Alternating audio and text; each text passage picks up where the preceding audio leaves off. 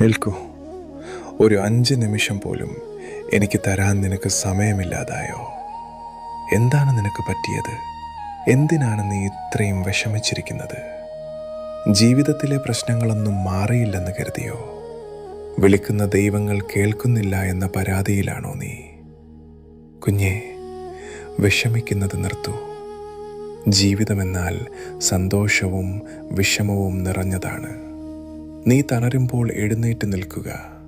എത്രയോ പ്രയാസങ്ങൾ നീ നേരിട്ടു. അപ്പോഴും വഴികൾ ഞാൻ നിന്നെ കാണിച്ചില്ലയോ? നീ ആഗ്രഹിച്ചതിൽ പലതും ഇന്ന് നിന്റെ കൈകളിലുണ്ട്. അതുപോലെ ഇനി നിന്റെ ഓരോ ആഗ്രഹങ്ങളും ഞാൻ സാധിച്ചു തരും. മറ്റുള്ളവരുടെ ജീവിതവുമായി താരതമ്യം ചെയ്യുന്നത് നിർത്തൂ. നീ കാണുന്നതല്ല സത്യം. ഇന്നില്ലാത്തതിൽ മാത്രം വിഷമിച്ചാൽ നിനക്കുള്ള അനുഗ്രഹങ്ങൾ കാണാൻ കഴിയില്ല. ഇപ്പോൾ നീ ആഗ്രഹിക്കുന്നത് നേടാൻ ശ്രമിക്കൂ. വഴികൾ ഞാൻ തുറക്കും. ഭയപ്പെടേണ്ട, നിന്റെ കൂടെ ഞാനുണ്ട്. പെട്ടെന്ന് ആകാശത്തിൽ നിന്നും ഒരു ശബ്ദം കേട്ടപ്പോൾ അവൾ അമ്പരന്നു. ഓഫീസിലെ ജോലി കഴിഞ്ഞ് വീട്ടിലേക്ക് മടങ്ങുകയായിരുന്നു അവൾ. മഴ പെയ്ത് നനഞ്ഞ റോഡുകൾ, തളർന്ന കണ്ണുകൾ, മനസ്സിൽ നിറയെ വേദന. അന്ന് മുഴുവൻ മാനേജറുടെ ശകാരങ്ങൾ, സഹപ്രവർത്തകരുടെ അസൂയ, അവർക്ക് മാത്രം എല്ലാം അറിയാം എന്ന കുറ്റപ്പെടുത്തലുകൾ. എത്ര പരിശ്രമിച്ചാലും ആരും അവളെ മനസ്സിലാക്കിയില്ല. പ്രൊമോഷൻ കിട്ടണമെന്ന സ്വപ്നത്തിനായി അവൾ രാവും പകലും കഷ്ടപ്പെട്ടു. പക്ഷേ ഓരോ ദിവസവും പുതിയ പ്രശ്നങ്ങൾ മാത്രം. ഈ ജോലി ഞാൻ ഉപേക്ഷിച്ചാലോ? വീട്ടിലേക്ക് നടക്കുമ്പോൾ അവൾ ചിന്തിച്ചു. പക്ഷേ ഉടനെ അമ്മയുടെ മുഖം ഓർമ്മ വന്നു.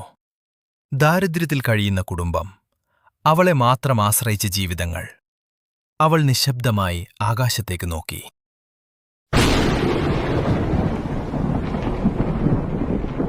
അപ്പോഴായിരുന്നു ആ ശബ്ദം അവൾ കേൾക്കാനിടയായത്. അവളുടെ കണ്ണുകൾ നിറഞ്ഞു. അത് കേട്ട നിമിഷം അവളുടെ മനസ്സിലെ ഭയം പതിയെ മാറി. വീട്ടിലെത്തി അവൾ അമ്മയോട് ആത്മവിശ്വാസത്തോടെ പറഞ്ഞു, "അമ്മേ, എനിക്ക് നാളെ പ്രമോഷൻ കിട്ടും." അതിനൊരു വഴിയുമില്ലെന്ന് അവൾക്കറിയാം. പക്ഷെ ദൈവത്തിൽ അവൾക്ക് വിശ്വാസമുണ്ടായിരുന്നു. അടുത്ത ദിവസം രാവിലെ ഓഫീസിലേക്ക് പോകുമ്പോൾ അവളുടെ മനസ്സിൽ ഒരേ സമയം സന്തോഷവും ആശങ്കയും. പക്ഷെ അവിടെ അവളെ കാത്തിരുന്നത് ഒരു അത്ഭുതമായിരുന്നു. ടീമിലെ മാനേജർ അപ്രതീക്ഷിതമായി രാജിവെച്ചിരുന്നു.